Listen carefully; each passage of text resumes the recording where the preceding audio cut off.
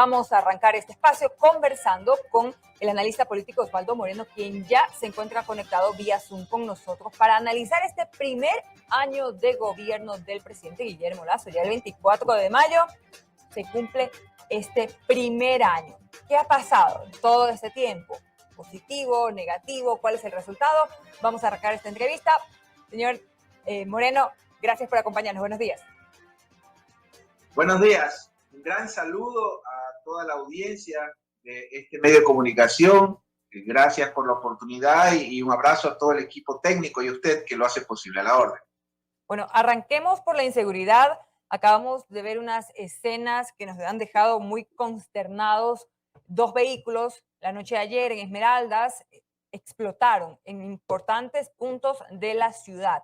La inseguridad en este primer año de gobierno, ¿cómo lo ve usted?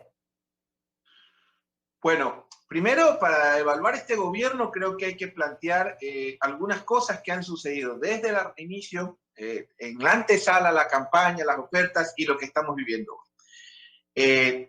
Creo que el gobierno llegó con una vara muy alta, no en función de a quién reemplazaba, sino en función de todo lo que nos planteaba. Porque usted revisaba los currículos, por ejemplo, de la gente que lo rodeaba o de la que era cercana y bueno, al margen de lo ideológico decíamos, mira, está preparado, formado en tal cosa. Se nos hablaba de la solución en 100 minutos. ¿Se acuerda usted? Luego no fueron 100 minutos, fueron 100 días y bueno, ya pasamos el plazo. Esto hizo que el gobierno de entrada tuviera éxito en una política pública que fue la vacunación. Yo tengo que hablar un poco de las causas para entender los efectos del mismo. Esa política pública exitosa que tuvo el gobierno nacional con la vacunación, que reactivó la economía, que preserva la vida, etcétera, etcétera, en el cual no escatimó ni recursos políticos, ni recursos económicos, y tuvimos una actuación extraordinaria del sector privado. Recordemos el rol que tuvo la empresa privada, encabezada por el señor Cuevas, si no me equivoco, que fue parte, digamos, del proceso de vacunación. Es decir, cuando usted tiene una política pública exitosa con los recursos, con el aparato estatal, con el sector privado y los ciudadanos, miren lo que somos capaces de hacer, al punto que en varios momentos de la historia o de esa etapa, el gobierno nacional o el Ecuador rompía récords mundiales de vacunación. ¿Qué pasó después? Yo creo que esa es la pregunta clave en materia fundamentalmente de seguridad, porque al menos en el ámbito macroeconómico aparentemente el país andaría bien. El problema es el micro, el día a día, el de las personas, la seguridad, la inflación, etcétera, etcétera.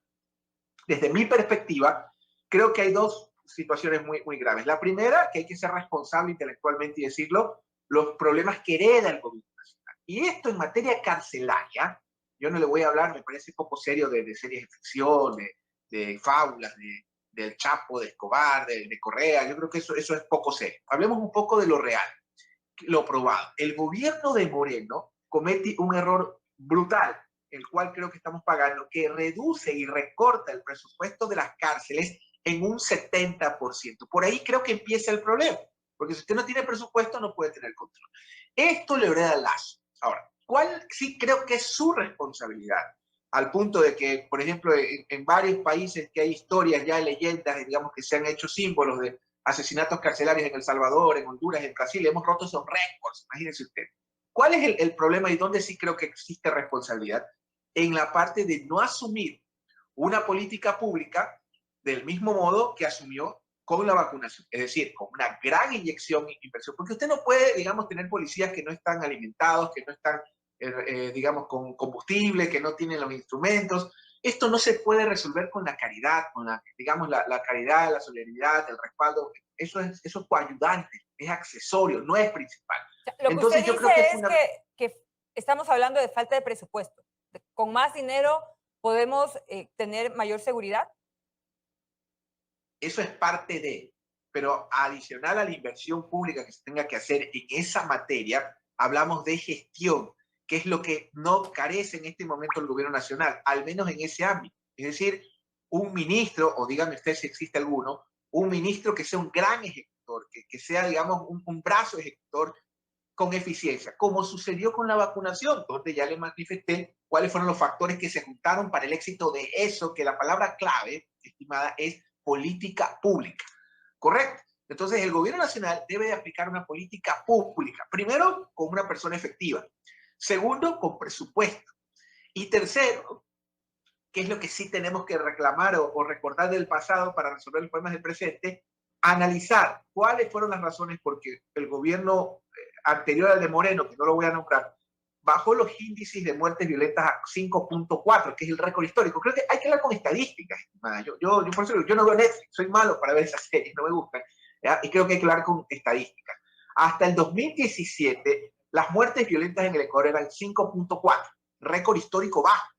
Y ese gobierno las tomó en 18, una cosa así por el estilo. Hoy en día, mientras usted y yo estamos hablando, Guayaquil está entre las 50 ciudades más peligrosas del planeta. ¿Sí? Es un tema bastante serio. Tenemos en este momento una media de 30 muertes violentas. Entonces yo creo que el análisis aquí es, ¿qué hizo en ese momento con todos sus aciertos y errores, como quiere llamar el gobierno hasta el 17, para efectos de bajar esas tasas de inseguridad? ¿Y qué políticas públicas, porque no es lo mismo en el 2017 que en el 2022, debe de aplicar el gobierno? Y para mí son, primero, inversión en materia de seguridad, indiscutible, con la empresa privada como accesorio, como ayudante. Segundo, y esto se lo voy a decir con dolor, tiene que existir una depuración para poder excluir a esa microscópica parte de la fuerza pública, Fuerzas Armadas, policía, que está involucrado en actos, digamos, con el crimen organizado, que es microscópica, no llega al punto, pero le hace muy daño. Entonces tiene que haber una depuración de la fuerza pública, una gran inversión y lo más importante, un ejecutor, un brazo ejecutor, porque así como resolvieron, digámoslo con mayúsculas, el tema de las vacunas de forma extraordinaria, reconocido por el mundo, es momento de aplicar otra política pública exitosa en materia de seguridad. Y esto Ahora, no es responsabilidad de la Asamblea, del alcalde, de Correa, del perro, del gato, suya mía, sino del gobierno. Dígame. Vamos dividiéndolo en aciertos y desaciertos. Aciertos, plan de vacunación, miles de personas que lograron o logramos salvar nuestras vidas. En estos momentos no necesitamos mascarillas, como sí lo necesitan en otros lugares del mundo, gracias a la vacunación. Un acierto. Desacierto, usted menciona el tema de las cárceles. Vamos ahora a revisar, por ejemplo, políticas públicas en el tema de educación. ¿Cómo le ha ido al gobierno? Mire usted la ausencia de comunicación efectiva. El gobierno nacional, y yo, bueno, usted no es la primera vez que me entrevista, usted me conoce, yo no hago opinión para conseguir más amigos, clientes, yo creo que hay que ser serio en un espacio tan formal, sobre todo con un medio como RTV. Primero, el gobierno acaba de hacer una inversión extraordinaria de 800 millones de dólares para reconstruir la red pública de educación. No sé si usted lo sabía, pero no lo comunican. No lo comunican de manera acertada. Obviamente, si las escuelas han estado abandonadas durante 2 años, ha habido saqueos, etcétera, etcétera, etcétera, eso sin duda va a tomar un tiempo.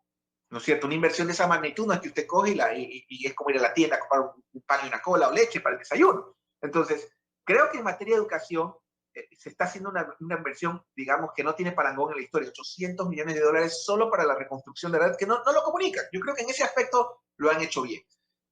Otra parte, que es el tema de la seguridad, en materia, como yo le planteaba, de una política exitosa, para que no parezca que el presidente está más preocupado de la venta del Banco del Pacífico que de la seguridad ciudadana. O del avión presidencial.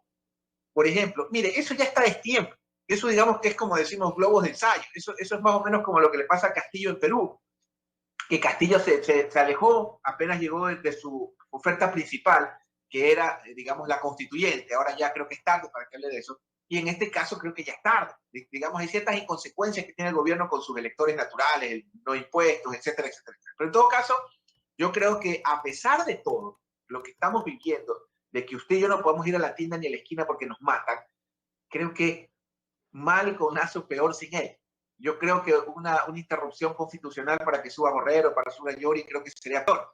Pero tampoco este es un tema de que aquí ya el problema no es si el gobierno se sostiene o no, sino si usted y yo llegaremos vivas cuando termine el gobierno. Entonces, en ese contexto, yo creo que hay que reflejarse en la política pública exitosa de la vacunación y aplicar del mismo modo una política pública exitosa en seguridad, que creo que lo pueden hacer. Falta la voluntad política. Ese es el gran problema cuando te rodeas de gente que cree que el Estado es un estorbo. Ahora, sigamos haciendo este check de las actuaciones del gobierno a poco de cumplir el primer año.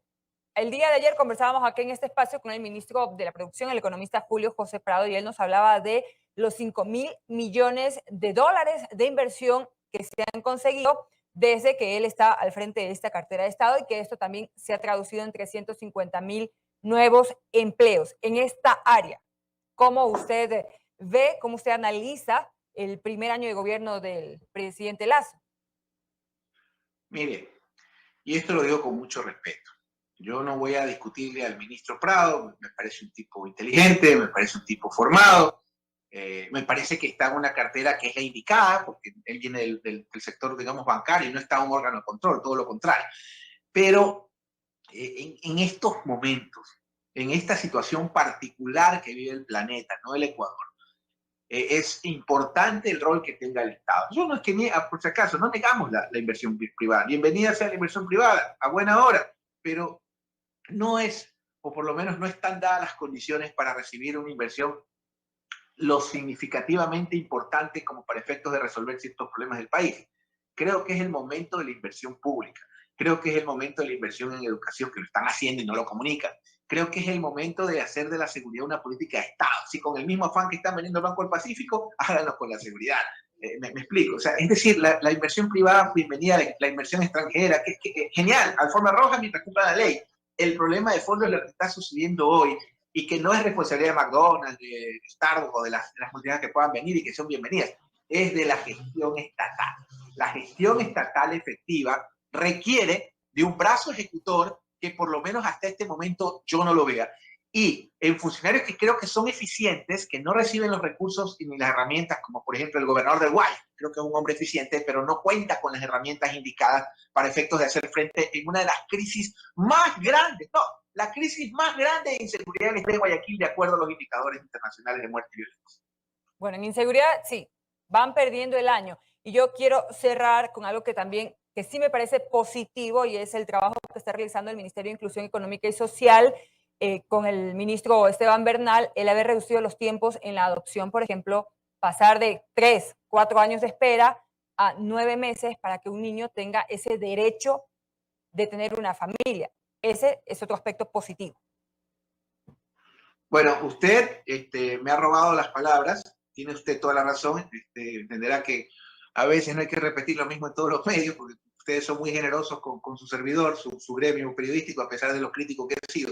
Pero sí, hay gente muy eficiente en el gobierno. Ejemplo, creo que el ministro de Relaciones Exteriores, a pesar de no ser un hombre formado en las relaciones internacionales, es un tipo, me parece que se ha rodeado de la gente indicada. Por ejemplo, a pesar de que me parece un error que el presidente haya ido a Israel y no se haya entrevistado con el primer ministro. Ir a Israel y no ver al primer ministro es simplemente ir a hacer turismo.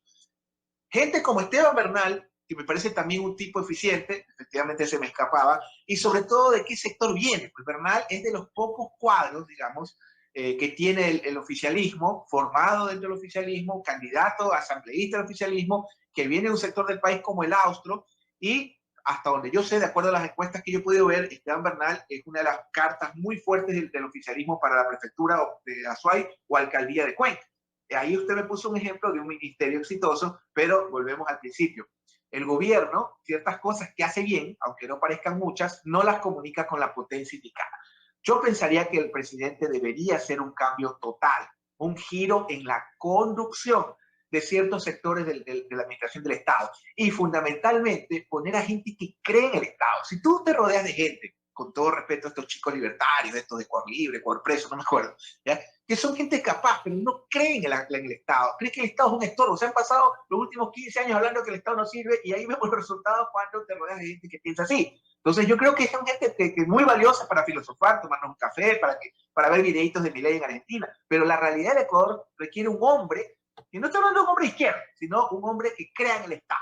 Y esa creo que es responsabilidad del presidente y estoy convencido de que lo está entendiendo porque no es un tonto el presidente y ojalá tengamos esos cambios, sobre todo en materia de seguridad, porque del mismo modo, así como de nada nos sirve estar vacunados, gorditos y rosados, gracias a la vacunación, si vamos a ir a la tienda y nos van a matar.